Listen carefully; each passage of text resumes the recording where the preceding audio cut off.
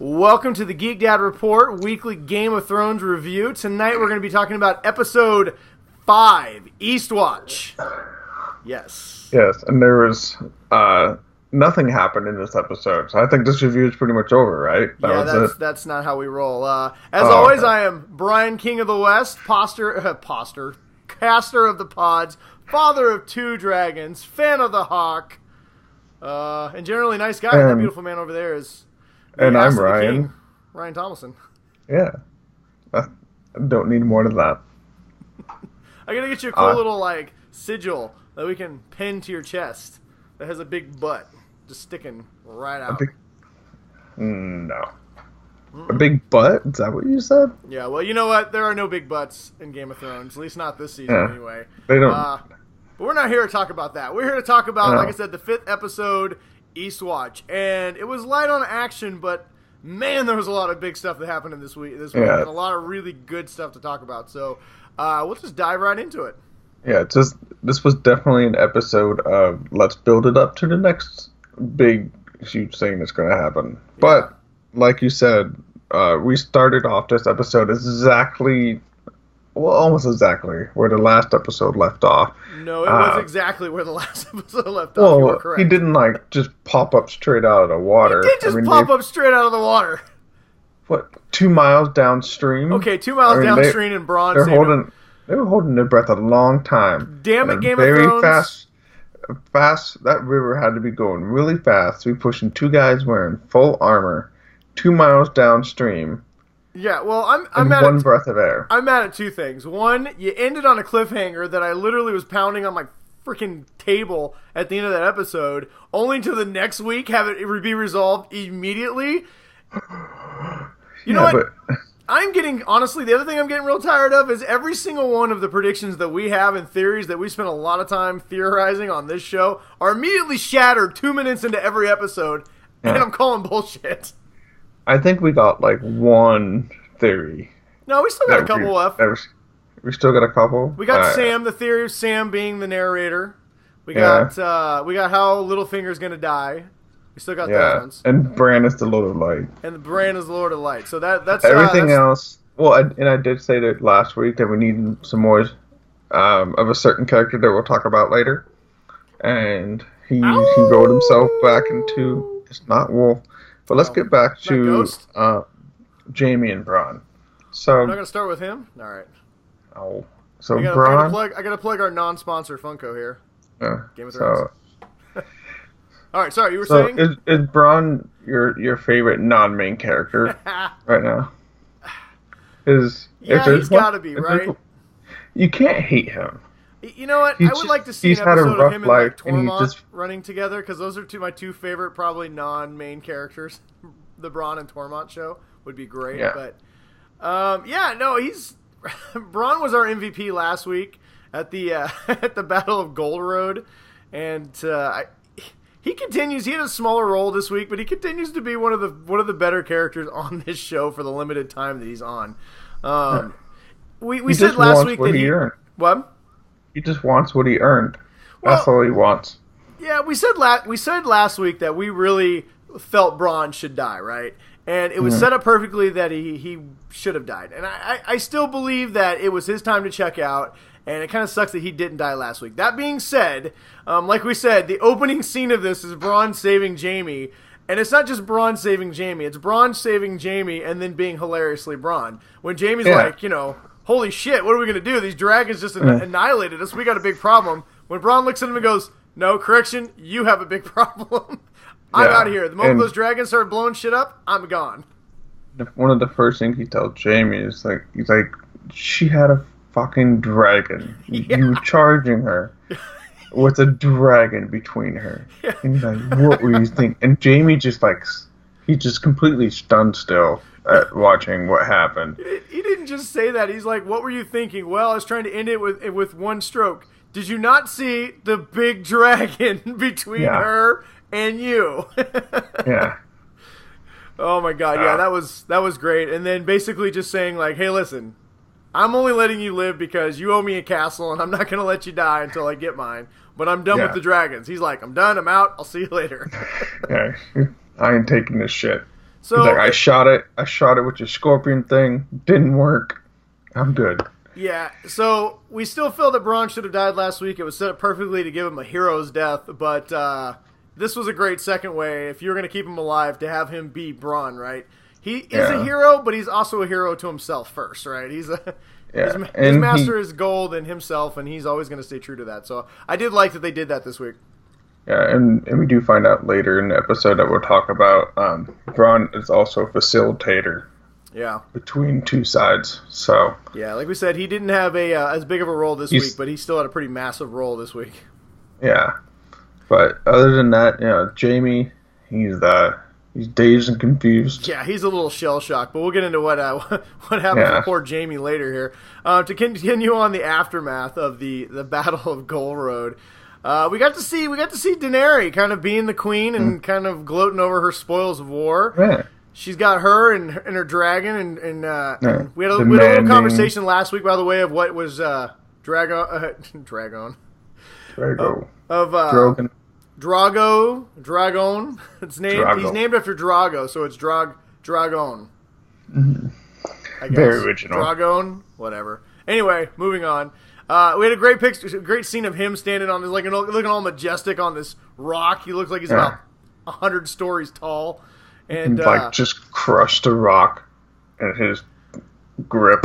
Dude, yeah. Just pick it up and chuck it. Can we take a second? I mean, I know we're going to talk more about how good he looked later in this episode, but man, the special effects for these dragons are epic.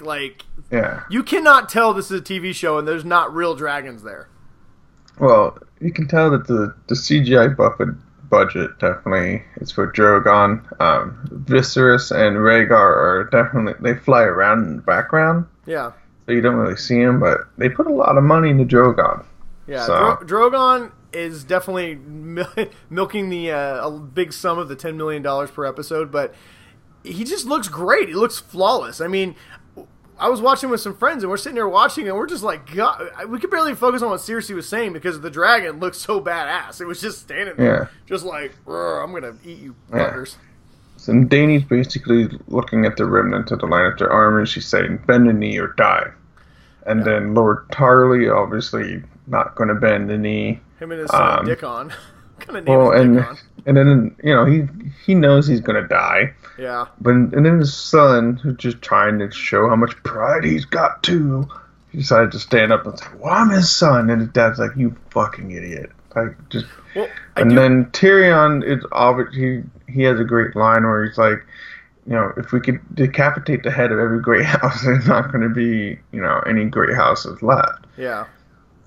Which, to me, I don't understand why there has to be those great houses. Why can't you just, what's the point? Why not just get rid of them and put in half the great houses have been wiped off the map already, so I don't know how many houses will be left. But before they even stood up, before the Tarleys were there, I like the line when she's like, bend the knee or die, right? And before she even finishes the sentence, like a third of the soldiers immediately just take a knee. Now, I'm one of those guys. I'm sorry. You see like 100-foot tall dragon standing there? Yeah, I'm good, man. Yeah. I'm done. I mean, like I said, even Jamie earlier, before, he's just like, fucking dragons. There was dragons, and his face is just all like, And that's a battle-hardened veteran, commander who's just like, we're screwed. We're done. It's over. Yeah. These dragons are going to get us. Yes. But, yeah, so, and then I kind of felt bad. I mean, the Tarleys, oh, God. You know what? They were a bunch of traitors not more than a couple episodes ago, so I don't feel terrible for them. But I kind of felt bad for Dickon because he's, number one, his name is Dickon, which is just a terrible name that nobody got right. They kept calling him Rickon. Even last episode, Bronn and Jamie were like sniggering about it because when he said what his name was, they were like... And then, two, I'm also confused because they recasted that character from a season ago only to have him die horribly like a couple episodes into the season. Okay, yeah, because when I would watch season 6 before the season started, and I was like, maybe my memory just really off, but that does not look like the same person. I don't remember the actor's name, but he was the same guy who played Billy Bones from Black Sails, and he's got like... He's impressive because he's got the biggest biceps you've ever seen on a man. Like, this big. They're huge. But, they recasted him, so I figured he was going to live because he would have more of a role. But no, him and his father, to your point, let pride. The father was definitely not going to bend a knee. The son was too loyal to his father. And then they both became barbecue real quick. And it was real bad. Yeah, and Tyrion's kind of shaken up by it. And he's concerned that Dany is basically just going to... become her father. Become her father, the Mad Queen, wasn't in a way. Her father arrogant? Wasn't he known for lighting people on fire? Isn't that like his big deal? He roasted people alive? Like if people betrayed him or something like that, he would hang them up in the galleys of the throne room, and it would set a fire underneath them and slowly lower them until they just like started to cook in their armor. That's how the Starks died. I can say the dragon is not as bad. You would at least burn really fast when the dragon gets you, but when Dragon takes you out. But I did like that they're showing two very different sides of Daenerys, right? So it's kind of hard to know what to really root for here. On one hand, she's right. She can't chain up every single lord because, number one, it sets a bad example because every lord who doesn't bend a knee is just going to follow suit, and she's going to have a lot of people, just unwilling to give into her rule. And two, she's in a conquering mode. She's not in a prison and jailing everybody mode. So it's basically either join me or die is her message. But at the same time, all these people are joining her just because they're afraid of her and her dragons. Well, if something happens with dragons, are they going to be loyal to her? They're not there because they love her. All her other... It's a very contrast look that we're getting at her because Daenerys, the freer of slaves, the breaker of chains, she wanted her people to love her. But now she's gotten to Westeros, and these technically are her people. She doesn't want them to love her. She wants them to fear her and join her or be destroyed, right? So it's this weird slippery slope that she's walking on where at one end she wants to be the liberator, the breaker of chains, but she's also like this tyrant, and everybody in Westeros knows the Targaryens as crazy people, like, the father, the Mad King.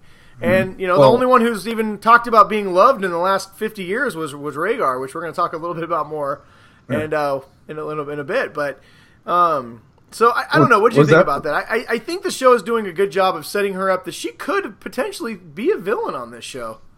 Yeah, I think she could. But I think another problem is that was the last of the Lannister army, right? Well, they have. Jamie said they have a little bit left. They haven't done a count. Yeah, but that was like less than 100 people. Yeah, that's and they all have to go back to their homes and fucking repop. There's nobody Dany's not going to have anybody left alive to have a populace over. The entire countryside is just going to be Dothraki, which is probably.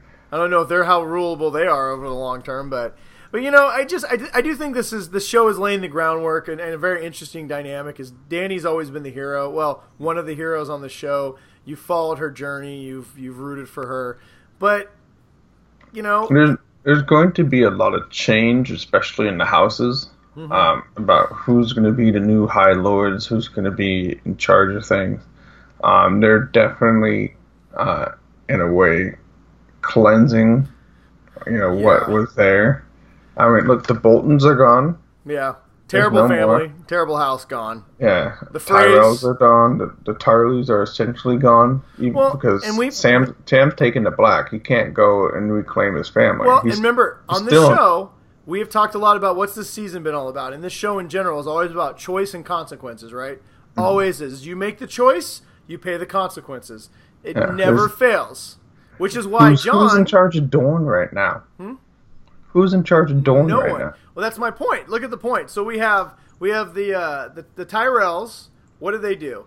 They killed the king, and they plotted basically. Olenna was plotting to basically become the queen, in de facto, of Westeros, and her plotting cost her whole entire family.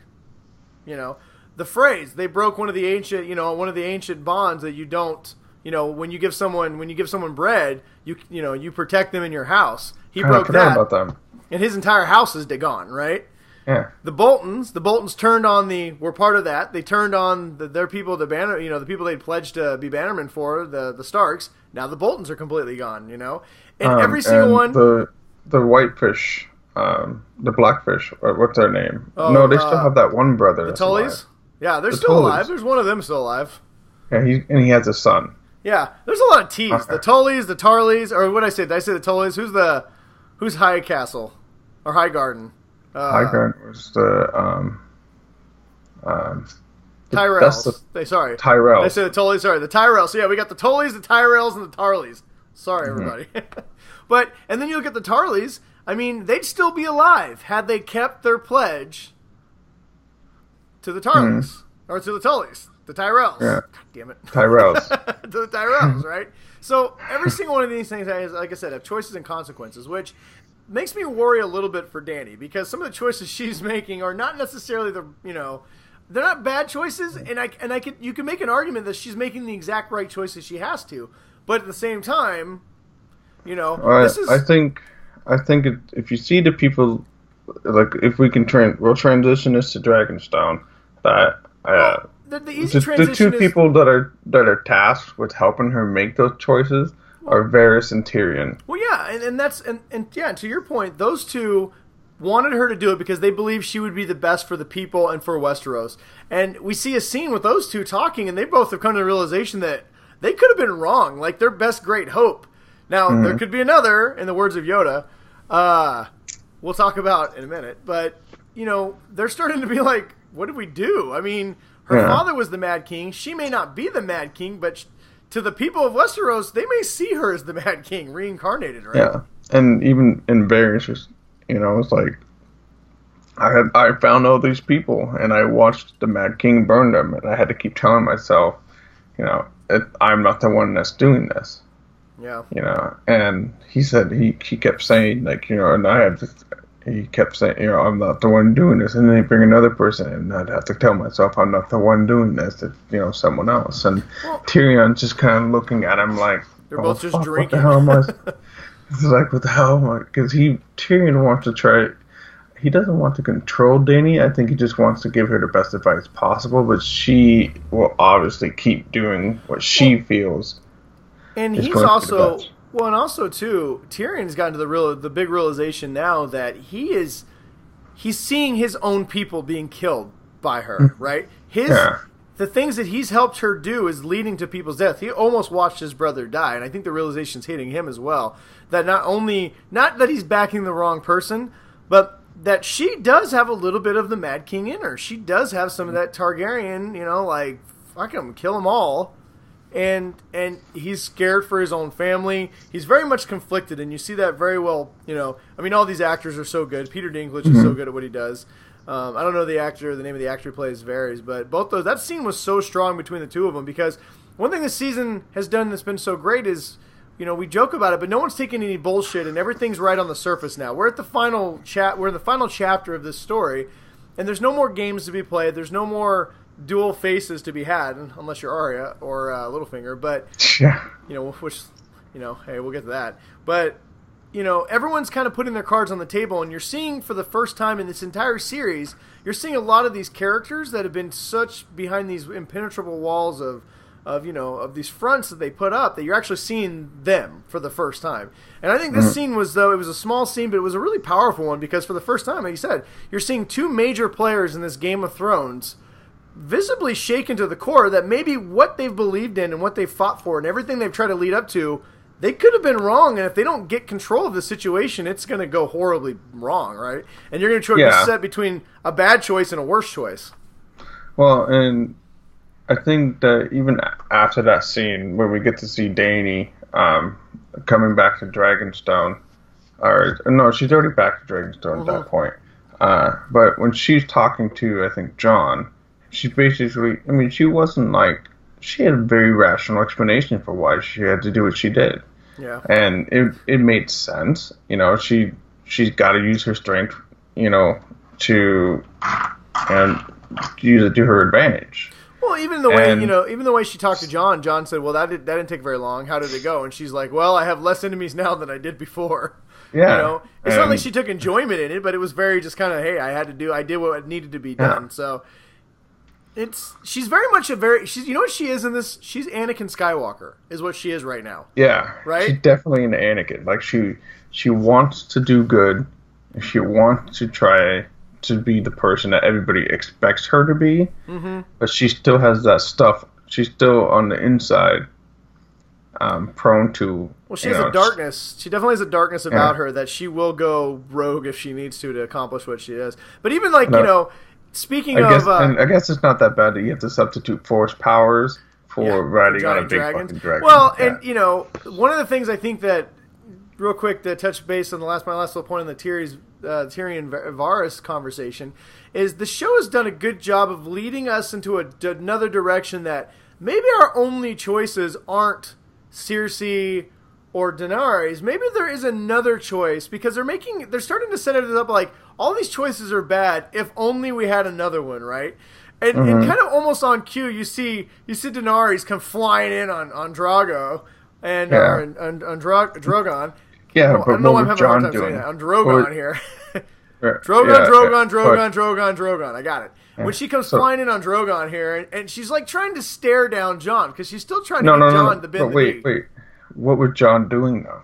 Jon was standing by a cliff, sulking and brooding like he always does. It's like all he fucking does is just stand on a cliff and look out. Jon is goddamn Batman, is what Jon is. He is Batman. He's very much Batman. My parents are dead.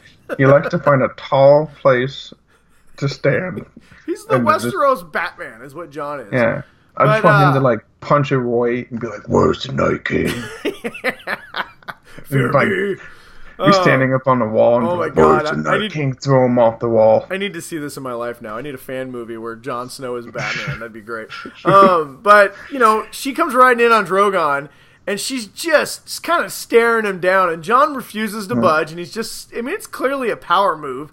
And he's just kind of standing there, staring at the dragon. He's shook, and he's not, like, fearless. He knows there's this giant dragon that could eat him. Yeah. But his then hand was shaking a little bit, wasn't it? Oh, yeah. But then we have been getting visual cues for a long time that Jon Snow may be much more than what he is, what we believe him to be. We've never gotten any actual confirmation of who he really is, but we've gotten a lot of hints in the show. And we got another really big one in this episode. We get two really big ones in this episode. The first one is the fact that the dragon, who's meant to intimidate him, this is where the CGI did such a good job. You can see in the dragon's eyes that he all of a sudden realized that Jon Snow is a Targaryen. Like, Drogon. God damn it, I knew I had it. Drogon. I'm like, you said Dragon, you were trying to say it. I know. Drogon. It's like Drogon knew. And he's sitting there and he's looking at him and he's like, oh shit, I know who this guy is, right? And then Jon pets him. And Daenerys is up there like, she's totally man-crushing on Jon right now, big time. Yeah. But I don't think she realized, like, oh wait, Drogon likes him because he's one of us? No, I think she's like, Jon took his hand off him, wasn't he going like this because the dragon was too hot? Like, didn't he shake his hand or something? Well, no, at first he put his hand up and then he decided to pet the dragon, and Drogon was just like, but then there was that moment, like I said, there's a visible moment where you look into Drogon's eyes, and he's kind of like, there's a realization that comes over Drogon, where all of a sudden he's just like, hey, this is my guy right here, right? It's like Tyrion said last season, the dragons are intelligent. They're intelligent, and they only listen to Targaryens. That's why a lot of fans thought, was it last season when Tyrion let the dragons loose and they didn't eat him? Everyone's like, he's a Targaryen because they didn't eat him, but he didn't pet him. Jon petted Drogon. He's like, him and Drogon became buddies at that moment. But what's funny is Daenerys looking at it not like, oh, he could be a Targaryen. She looked at it almost like a crazy cat lady. He's like, ooh, my crazy cat's like this guy. He's okay. Yeah, I'm going to bang him. Yeah, oh god, you're definitely, you know what? I don't know what the series, how it's going to end between these two, but they are definitely setting up a Dany wants Jon, like, in a dirty, naughty way. Yeah, like an aunt wants her nephew. Oh god. She, and if you guys don't understand what that means, we're going to have a long little conversation here at the end of the show about what we're talking about with the R plus L equals J. If you're not familiar with that, we're going to dive into that, But yeah, they're definitely setting up a romance there. At first it was subtle, now it's no longer subtle. Every time Jon walks in the room, Dany's just swooning. She's like, ooh. Well, their little love conversation did get interrupted when one of Jaime's old main mans strode up off the cliff Who Westeros is apparently you have time portals now because apparently people are fast travel. There's like Skyrim. Okay, you know where what? You can fast travel between places. Like, do you want to go to this town? Sure. I was listening to another podcast and they gave this example, so I don't want to claim credit for it, but this show has turned into like Final Fantasy 3, right? At the beginning, it takes 40 hours to roam through like one town, and by the end you have an airship and time warps, and you're like going, and that's what Westeros has turned into. But I think it's okay because you're getting the good stuff now, right? The plot's just moving along, and we're in the final episode, so I'm okay with that. But what Ryan was saying is good old Jorah Mormont showed back up after being cured of the grayscale last week, and he's like, I kind of felt bad for him because he shows up and he's like, I'm back, and then he sees Dany with Jon, and he's just like, fuck, I can't buy a break, man. She's never gonna love me. She's like so much fucking older than her. So I don't know why you think he's got a chance, but yeah, I know. He's like Jon. Yeah. Who's this young guy? Who's this young, hot, bearded man with the cool wolf furs? Long brown hair. Or and black those dreamy, broody eyes. Did someone say brooding? I'm going to go find some cliffs to stand off and work on my brooding. I almost expected him to say, like, oh, hey, that looks like my father's sword. And Jon was like, you mean this sword? No, Jon doesn't have a sword, remember? They took it.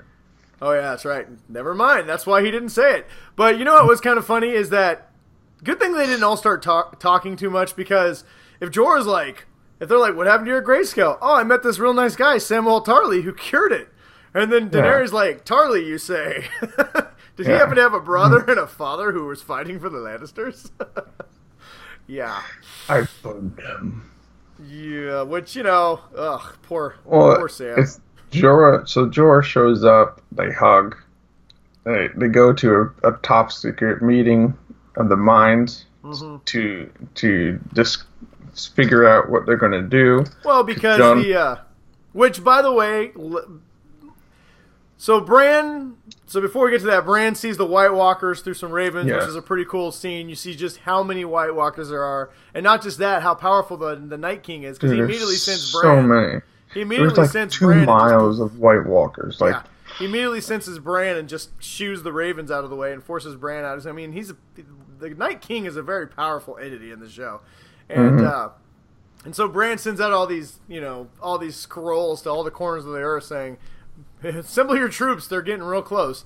And so I liked how Varys gets the message, and he's like, what's that? It's a message for the King of the North, or for Jon. And he's like, what's it say? He's like, I don't know, it's sealed for the king. And he's like, so what did it say?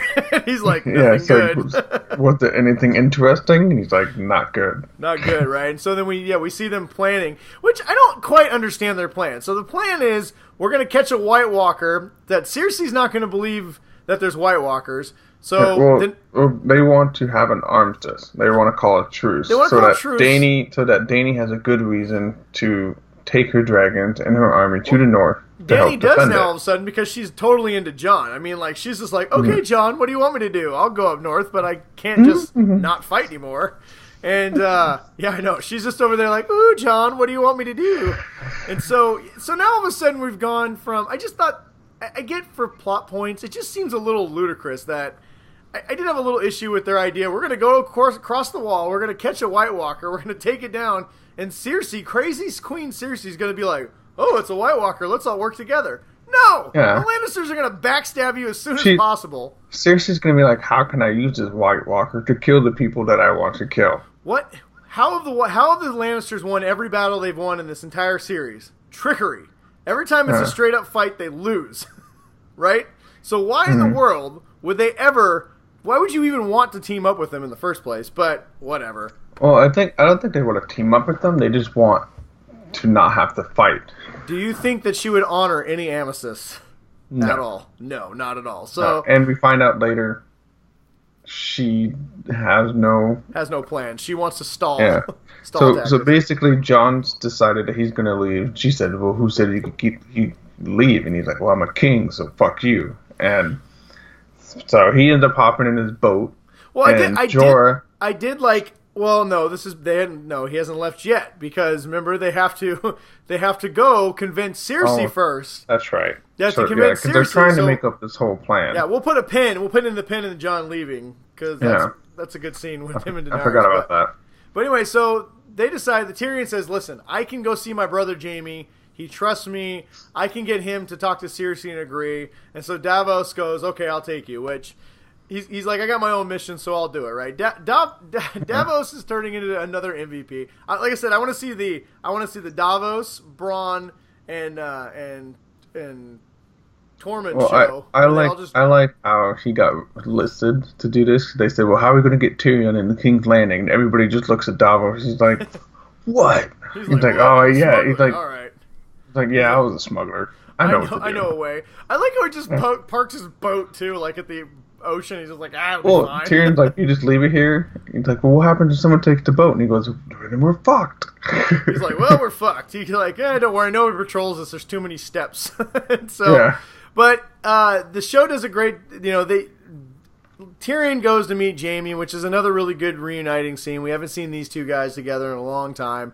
Bronn, like you mentioned, like you teased earlier, set up the whole meeting.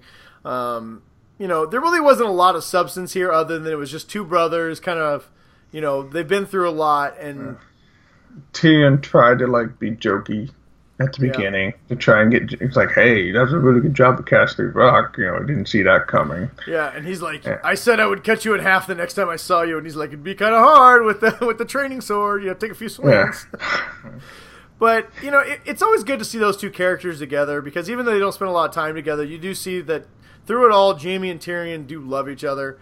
You saw that last week when Tyrion's like, "Don't pick that, fucking thing up, you idiot," and charge the dragon. And it was just more of that. It was a good scene that I really enjoyed. It led to a much more intense scene that was different, kind of good between Jamie and Cersi. Cersi is evil as hell. She is the big bad on this show other than the Night King. I thought that she would not make it through this season. I am starting to believe that she is going to be one of the end games in next season.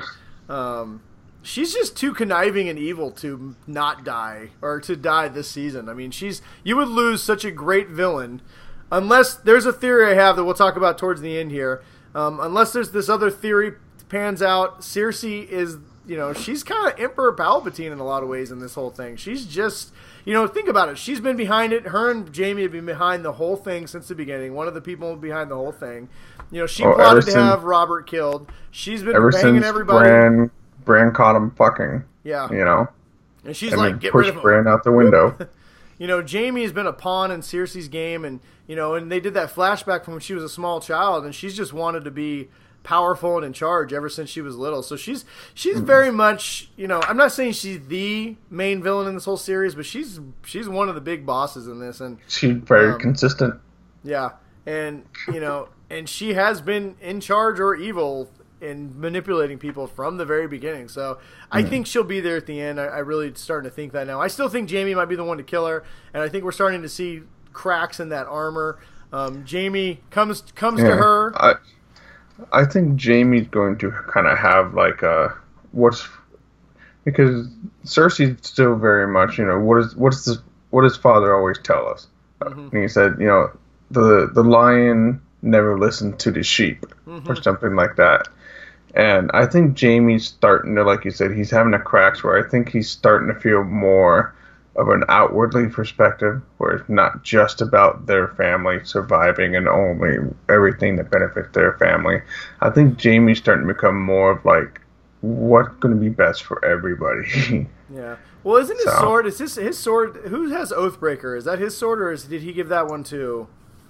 I think Oathbreaker was the one that was given to him. Okay, so here's my thing with Jamie, and I do think that he's going to. I think the show is clearly setting up another scenario where he's going to be forced with: do I break my duties? And he had to kill the Mad King to protect everybody else. He may be put in the same situation where his sister, she knows all about the dragon fire. It was a wildfire or dragon fire. Wildfire. She knows all about that, and she's kind of making hints. Like I said, who cares about the lion doesn't care about the prey. And I think the show's setting up another situation where he's going to have to make another choice, another hero's choice, and this time, it's going to be the worst one he could possibly have to make, right? Yeah. Especially now that the bombshell that Cersi's saying that she's pregnant, which I don't entirely believe yet. I think she's lied a few times. It wouldn't be beyond her to be lying again. Well, and like Jamie, he's like, "Well, are you going to tell everybody? Or who you going to tell them whose it is?" And she's like, "I don't fucking care. I don't care." Like, which I've always thought it strange that people look down on those two for the incest thing, considering the Targaryens have been having sister wives for like ever. Yeah, I just wonder how this is going to affect Euron, who we haven't seen for a little while. Like, he must be just flying. And now that ride around on a ship. He's the only one that doesn't have the fast teleporting. Yeah, who knows what he's doing? I feel like he's driving around circles, just being real drunk, just being an asshole to people, probably just robbing people on their ships.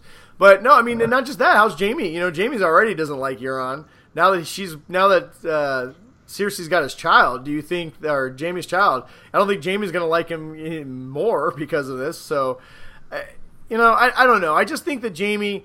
He had a couple scenes that Cersi is clearly you feel for him, right?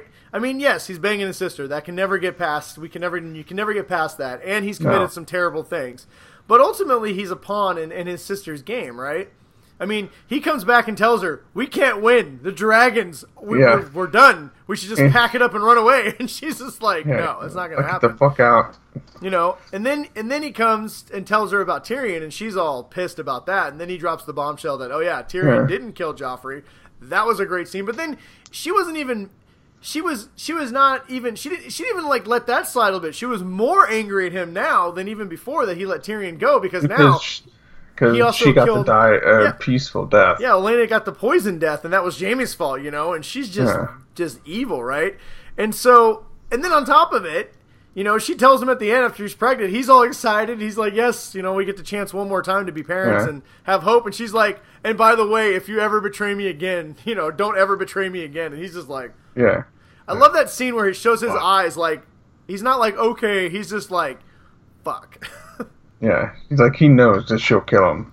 Yeah, she's gone off her rocker. But speaking of people who are evil as hell, we'll head over to Winterfell for a quick second. And you left out that Davos went and found Gendry. Thank you very much.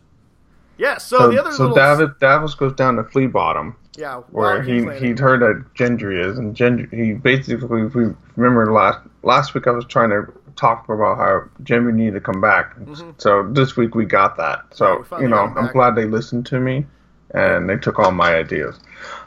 So he finds him in Flea Bottom on the Street of Steel, where all the blacksmiths are. Just doing what he said, just live under Cersi's nose and she'll never find you. And so he just went right back into blacksmithing. And Davos walks into his shop and does a nice little joke about, "I thought you'd still be rowing," And he said, and he got like 3 words into like, "Do you want to come, with me?" And like, he barely got to say anything. And Gendry just like throws all his shit down. He's like, "Yep, I'm good. Let's go. Let's go." And he's like, "Well, don't you want to?" He's like, "Nope." He's like, "I've been waiting for this for my whole life." He's like the guy who's been having to watch Game of Thrones, but he's like knows he's a part and he's just been waiting. Yeah. He's been training. Yeah. And he's been getting ready. Like if you and I like got to be, they're like, "All right, Brian, you're in the Game of Thrones." Yeah, it's time. You could just be like, "All right, I'm fucking drop everything I'm doing." I love, even though we haven't seen his progression over the last 4 years, I love his character progression that he's come through, right? When he left, he was kind of a scared guy. He found out he was a bastard. He just was trying to survive. Now he's embraced that he's a Baratheon. He's embraced that the Lannisters killed his father. He has embraced that he's the last heir of a very proud line. And embraced it so much that he's got a giant, like, fucking warhammer saying like his dad did. When Davos says, "Grab a sword, you're going to need it," and he's like, "I don't do swords, but I do this," and he pulls out this warhammer, and if you look at it, he's got a stag on it with the horns wrap all the way around the handle. It's a badass hammer. And he gets to use it on 2 of the funniest... Okay, so... 2 episodes... we need to look and see if maybe there's other guards that we just haven't caught yet. Yeah. Because this is the 2nd episode in a row where there's two idiot guards who are funny as hell. Unfortunately, these two met a very bad end when they saw Tyrion at the last second. And I love how Davos tries to like bribe him off and be a smooth smuggler, and then Tyrion shows up and they're like, "No, you need to come with us." And Tyrion just doesn't say anything. He just keeps on walking. He's like pissed, and he just walks down the beach. And they're like, "Yeah, wait," and Tyrion just like. He doesn't fucking say. He's just like fuck you. He like ignores them. The best part is we've got those two guards standing with Gendry to their back, and they're talking. And in the background, you see Gendry looking around. He grabs his hammer and he just tees off on both their heads. And Davos is like, "All right, that'll do it. Let's go." And then they just get the boat and they sail off. Tyrion just hops in the boat. He's like, "Is that it?" He's like, "Yeah, I like him. He's good. He can come with us." And so.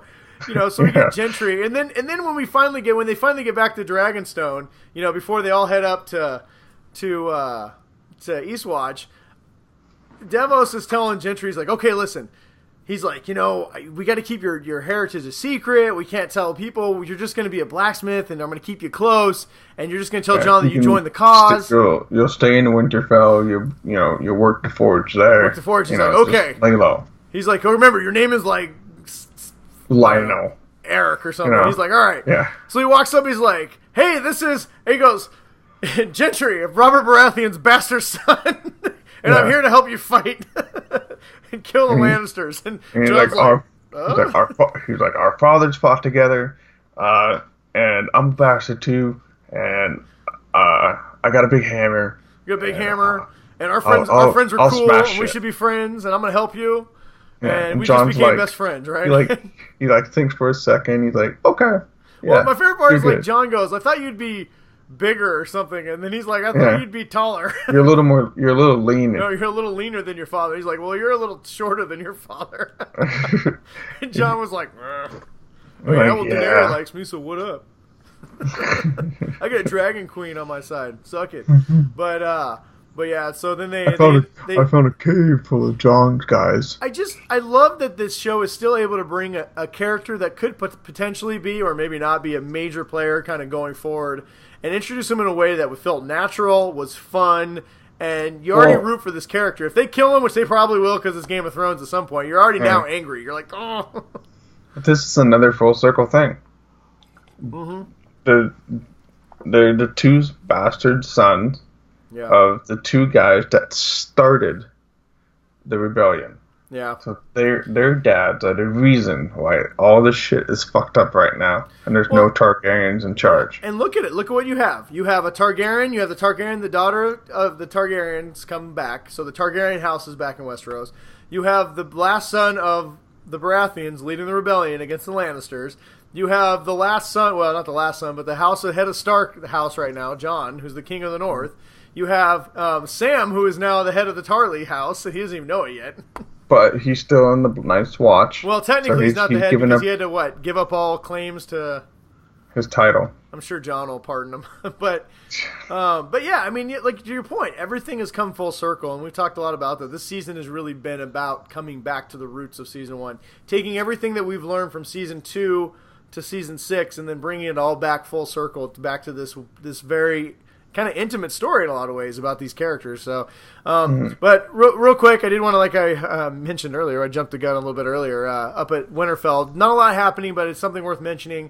Arya and Sansa's relationship last week seemed like it kind of been mended. This week it seems like it's back on to being adversarial sisters like they've always been in this series, where basically Arya is basically accusing Sansa of deep down wanting to sell out Jon and be king of the North herself, and kind of like always being selfish. Like when they were in their parents' rooms, and Arya's like, so you have mom and dad's room, huh?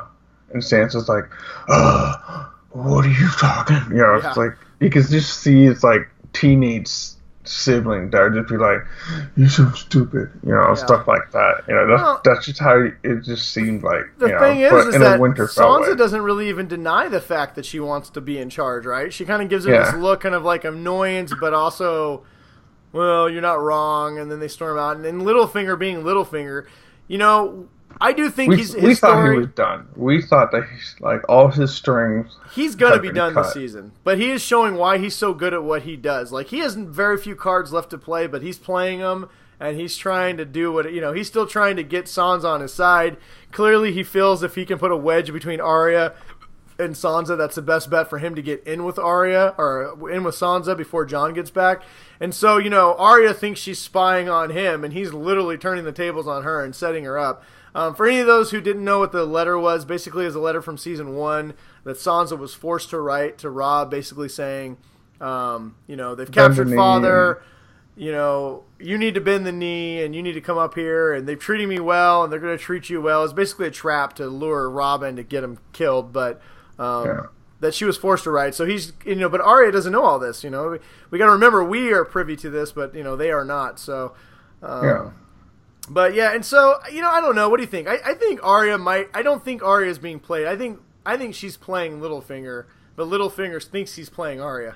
I don't know. I mean, Arya, her instinct now is to murder kill. So I don't know if she has like the she can have the patience to try and think something through. I think she's more just like, oh, I'm going to stab my sister now. I don't think so. I think she still loves her sister at the end of the day.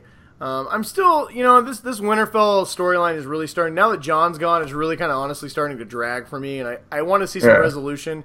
Littlefinger's been a great character, but his time on this show is coming to a very big end, and I think he's going to be one of the main casualties, and if not next week in the season finale. So I think you're still on point with Arya's going to kill him wearing Sansa's mask. But then again, it could be Sansa that kills him. Maybe he does. Maybe he kills Arya. Who knows? But someone's going to die. Yeah, there could be multiple deaths in the next couple episodes. Real quick before we move on from Winterfell, though, can I just say the Lords of Winterfell are a bunch of fickle little babies, man. They're always whining about everything and trying to flip-flop on everybody. I don't think I'd want to be King of the North. Yeah, they're like, oh, he left us. Well, he's trying to get you guys the shit that'll let you kill the fucking white. You guys can't kill him unless you have dragon glass. Part of me enjoys seeing all these main characters get together with Daenerys and Jon because they're all at least have an idea of what they want. Everybody else in the show is just a bunch of whiny people. I'm surprised anybody from Westeros is still alive. They need Lady Mormont just to come in and just 12-year-old bitch slap everyone. I don't know, but we'll see. And then moving on moving on to the Citadel. Sam had some big moments this week. He finally walked away from the Citadel after he got the letter of the Maesters got the letter of the Raven, and they just didn't take it seriously. It was interesting. It was kind of fun listening to talk about all these storylines going on, and they talk about them like they're just they know what's going on in this story. It's just they don't care. They think it's fake. Well, fake news. It was good to see Sam stand up for himself and try to he doing everything he can to try and convince all these old scholarly fuckers that, and he said to them, if you guys wanted to, you could send a Raven to every Maester and, have them dig through all of their stuff to figure out, ways to fight this. And the Archmaester said to go, yeah, we could, but we're not going to. Yeah. And that was the final straw for him. That was what he was just like, all right, there's nothing I can do here. Yeah. I'm done. So he went in, stole a whole bunch of restricted books, and said, I'm out of here. But not before. Yeah. Not before. This show gives us one of the biggest bombshell revelations that we've ever gotten on this show. And does it the only way Game of Thrones can, in kind of a throwaway, nonchalant line by a character who hardly plays any big importance in the series at all. Gilly, Sam's, I don't know if she's his wife now or companion. She's learning to read and stuff like that. Yeah. So she's like, well, what does this word mean? And he's like, annulment? Well, hang on, real quick. I would like to give a shout out to Perry, one of the people who've been listening to our show. He posted in our comments that he believes, we were talking about how Jon was going to find out his true heritage, and he said that he believes Sam was going to, all these scrolls that they were having him translate, inside them would be, he would come across paperwork that would make Jon's lineage legal. Like, he would find out that, that actually his parents were married and he's not a bastard. So shout out to Perry on that fan theory. It's true. It's proving to be 100% accurate. So one of the documents that the main maester wanted Sam to translate was Gilly was reading, and that's where she said, she said, what's the annulment? What's annulment mean? And he's like, well, that's when somebody no longer becomes married to somebody. He's like, why? He's like, well, this guy, Rhaegar. Well, she said like a Prince Rhaegar. Prince Rhaegar got annulled from his first wife. He had an annulment and a secret wedding in Dorne. At the same time, right? Yeah. Now, Sam was just like, this is when he has his meltdown moment about the Citadel. Yeah, now, he's still pissed off from earlier. Yeah, so for all of us who are sitting here going, Sam, how do you put it together? Sam is not privy. Don't forget, he is not privy to the information that we, the viewer, are. He does not know that that Jon is the son of Rhaegar and Lyanna Stark. Rhaegar Targaryen and Lyanna Stark. So this information to him doesn't really mean much yet. Now, the show is setting up the pieces where if he figures it out, especially if he goes and talks to Bran at Winterfell, boom, this could be a big deal, all found by Gilly, which I think is awesome. I love that she's the one who found this, right? And Sam's had enough. Yeah, He's and like, so fuck it. Yeah, I'm out. And so this piece of information just kind of blows by him. But the reason why this is so big is because this means, now they did not say Lyanna Stark, so we're putting a couple of things together. One, last season we saw the Tower of Joy, which showed that Lyanna Stark gave birth, that Jon, that was her mother, did not mention her father, but considering the King's Guards, the greatest knights in all the land, were guarding him from House Targaryen, it's not hard to assume who the father was. Now, a lot of people at this point had thought that Rhaegar Targaryen had kidnapped Lyanna Stark, leading to Robert's rebellion because she was betrothed to Robert Baratheon, and so that's what started the whole rebellion and kicked it off. So in essence, but it was in a special wedding. Yes, but what this is saying is that was not a kidnapping or a raping. What this was this is actually two people that fell in love and got married. The reason why this is big is because then that makes Jon Snow no longer a bastard. He is actually Jon Targaryen, which in the lineage of Westeros, because he's a male child of the oldest male son, would actually give him the claim to the Iron Throne over Daenerys, who is his aunt and now going to be his girlfriend at some point. Yes. Boom. Jon Snow has suddenly become the literally most important person in Westeros, and he doesn't even know it yet. Yeah, nobody knows it yet. And the bad part for him is the South will want him dead, the North will want him dead, and Daenerys is going to want him dead because he's literally the only person with a legitimate claim. Well, not the only person, but the most legitimate claim to the throne. Because not only is he a Targaryen, he's also a Targaryen and a Stark, which leads to a couple things. Number one, a lot of people thought it was Jon Snow and Daenerys is what the Song of Ice and Fire about. That could be wrong. There could be other meanings. It could be two things. One, it could be the Song of Fire and Ice could actually be the Song of Rhaegar Targaryen and Lyanna Stark, which means this whole story is about that started the whole thing, right? Or it could mean the story of Jon Snow, who is literally the union of fire and ice. Well, it's a good thing right now Jon Snow is at Eastwatch, and he's figuring out what he's going to do next. They're going to try and capture White. They found some of their good old boys. Mm-hmm. The Brotherhood without banner that are just hanging out in the cell, and everybody almost wants to get. Gendry was sold by those two to Missandra. We have a whole group of people who don't like each other. Yeah. Yeah, and Jon doesn't like the Hound. The Hound doesn't like anybody. Fremont, Tormont doesn't like anybody with Mormont, or Tormund doesn't like Mormonts because they've been hunting them forever. Well, and I like it when he said, well, "Where's the big woman?" Yeah, because he just wants Brienne. He just wants. So great. He's like, "You didn't bring the big woman?" I'm going to be so sad. He was just so pissed that she wasn't there. My favorite is you get was it Thuros or whatever, the Thunder Knight, and I don't know the Brotherhood without the banners Brotherhood without banners. Yes. They get this. He's giving this long-winded speech about the Lord of Lights brought us together, and I love at the very end the Hound goes, "Fuck it, are you going to let us out or not?" Yeah. And so Tormund just wants to do his whole speech. And the Hound's just like, fuck it, we're here to fight. Yeah. And Jon eventually tells everybody, like, we're all on the same side. And I love how Davos is like, listen, I'm no good in a fight. You know where I'll be.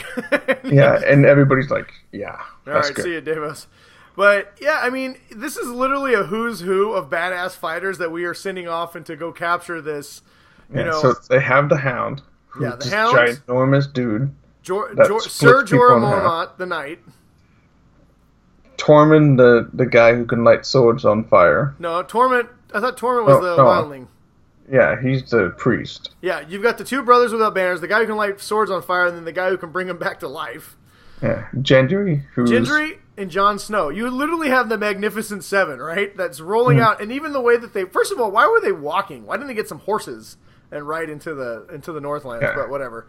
But the last scene you see is them going across the, underneath the wall and crossing into the wildling with no backpack of supplies. Yeah, and I'm just like, you know what sucks is so next week, and then it's the way it ends. We see the preview for Death is the Enemy, so we'll get a little bit into that here before we get out of here. But we basically see in that they run into the White Walkers, and it seems like they're all like, I don't know what their plan was, right? We'll just find one. They run into the whole goddamn army, and now the whole preview is just them running away and basically forming a circle and their last stand. Well, clearly we know they're not going to all die, right? I mean, that's a given.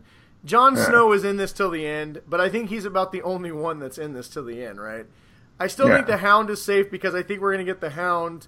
The Hound in the Mountain is going to happen at some point. Oh, God, I really hope so. But I want him to kill his brother. But who do we think? Okay, now we could be wrong. Last week we thought Bronn or possibly even Jamie was a goner, and they both survived, right? So it's a chance that all 7 of these guys could survive. But I don't think that's going to happen. Who do we think is going to die next week? I think the Lord of the Light guys. I think both of them are gone. Do we think that we could lose? I think Gendry, I like him. I think he's come back for a reason. I would hate to see if we lost him. Now, that would be a very George R. R. Martin thing to do. Bring him back and then immediately kill him. But I would like to see a little bit more of him in this show. And not just that, he's the last Baratheon. So, I mean, it would be the death of another great house. Which is a theme for this season, it seems like. So, that's possible. Jorah, it seems like, I don't think Jorah will die. It seems like he went through a journey. Yeah, they went through a lot of stuff just to bring him back. And I don't think it's the Hound. So that kind of leaves us, unfortunately, maybe we're going to lose Tormund. Yeah. I think they're all going to survive, honestly. You know what? I think you're right. I think they're all going to survive, but I think the Bannermen are both dead. I think those two, this is their last stand, and I think they're there to... I think they're there to hold off the... I think when you see him light his flame sword, that's his last stand, right? Yeah. He's using whatever powers he has left to light his literal light sword. I think that how do you think they're going to survive? That's the next. Everybody knows how they're going to survive. Dane's going to come flying in with 3 dragons and. So I don't think I got a different theory. So there's a couple theories that you can go with. One is that Bran wargs into something and saves them. I think we're going to finally get our appearance of Ghost. I think Ghost is going to show up as a big ass direwolf and help out. Hopefully that doesn't mean that's going to be the end of Ghost. Ghost can't kill a white though. He doesn't have like dragon glass teeth. Maybe Jon will ride him out, and Jon will be the only one that survives. That could happen. But I think, how about this? What if Daenerys doesn't save him with the dragons? What if the dragons show up and save Jon by themselves because they know he's a Targaryen? Oh, remember, Drogon showed up to save Daenerys at the right moment. Remember, they were gone and he showed up. So you think Rhaegar, the spirit of his father, could show up to save him? Because there's been a long... Tyrion pet Viserys, the white one. Yeah. And so I think maybe the other one's going to be Jon's. It's possible. Well, Rhaegar would be fitting, especially since his father is Rhaegar. Maybe Rhaegar shows up. Maybe Drogon shows up. I do think if the dragons show up, you're going to lose one of them, and it could possibly be Drogon. That could be how the White Walkers take down the wall. Yeah. Because what if the king touches Drogon and turns him into a White Walker? Not good. Not good. Real bad. Real bad. Very bad. And not just that. Can you imagine Daenerys finds out 2 things? One, that's her her hot man crush is also her nephew, who is the legitimate king of Westeros, and it cost her baby. Shit is not going to go good. So I think this series. So lastly, that's what I think is going to happen next week. I think the dragons are going to show up. I think one of them is going to get lost to the Night King. But I think that's how they're going to save everybody. I think the two bannermen of the Knights Without Banners are going to perish, saving the rest of the group. But everybody else will be saved. I think we're going to get an appearance from Ghost. And I think this series is setting up that it could be a Jon versus Daenerys in the very end of this thing, right? Somehow. Which would be weird because I don't think Jon will want the throne. He doesn't. No. But maybe the people that deserve it the most are the ones that are given the opportunity and not the ones that take it. Well, and if anything's shown with Jon is that, and then this whole show in general, is that Jon does what he has to do for everybody else. He's willing to take on the burden. For Jon, being the king would be the greatest sacrifice because he doesn't want it, but he would do it to help everybody else, right? And I think that's why he would be. You know what? Jon is proving to be the hero of the show. Whether he lives or not, I don't know. But this show really is about Jon Snow, and it's about him because through it all, he's the one man who's remained a hero, remained steadfast in doing the right thing no matter what it costs him. I mean, he's been killed because he did the right thing, right? I mean, and it's just, I don't know.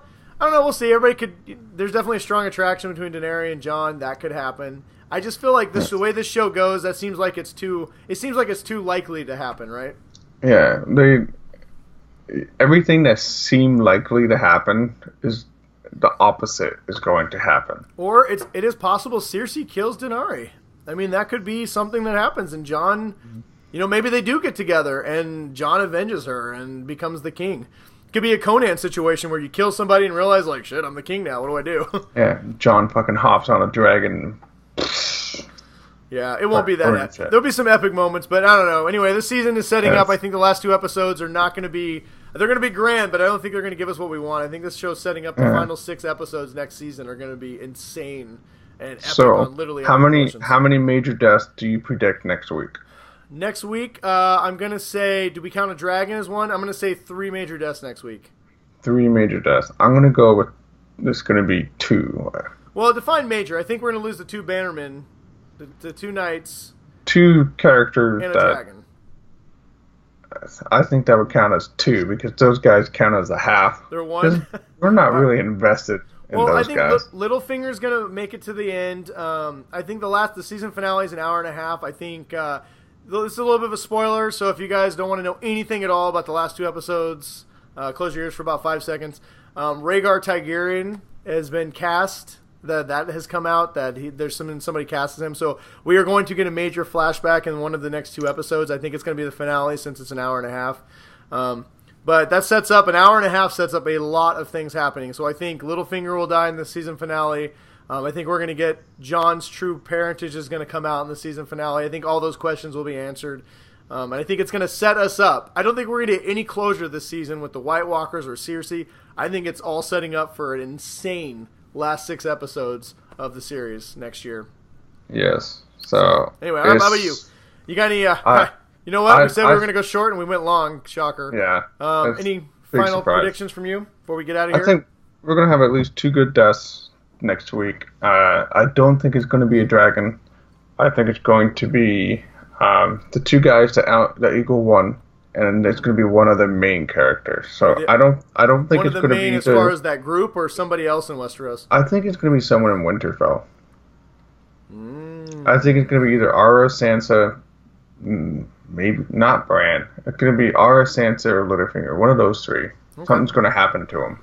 All right, well, we'll see what happens. As always, you guys, we love hearing your theories and thoughts. Hit us up in the comments below or just hit me right up directly. We love hearing it. And like I said with Perry, if you get one right, we'll give you a shout out on the show because, hell, it's impressive to be right on Game of Thrones. Yes. So, anyway, thanks for watching. And as always, we'll see you guys next week. And... What's the name of next week's episode? Next week's episode is Death is the Enemy. So we'll see you guys then. And like I said, hit us up with any of your crazy theories. We can't wait to hear what you guys have to think and say. Please let us know. We'd love listening to everything. Yeah. So, like, share, subscribe. Ow! Do all that. Definitely like, share, and subscribe. Okay, until next week, guys, stay awesome and watch Game of Thrones. Ride some dragons. Shit's going down. I am brooding. Look in my brooding eyes. I'm so sexy. I hope Jon finds a cliff to look at. It hangs upside down. All right, guys. Till next week. We'll see you later.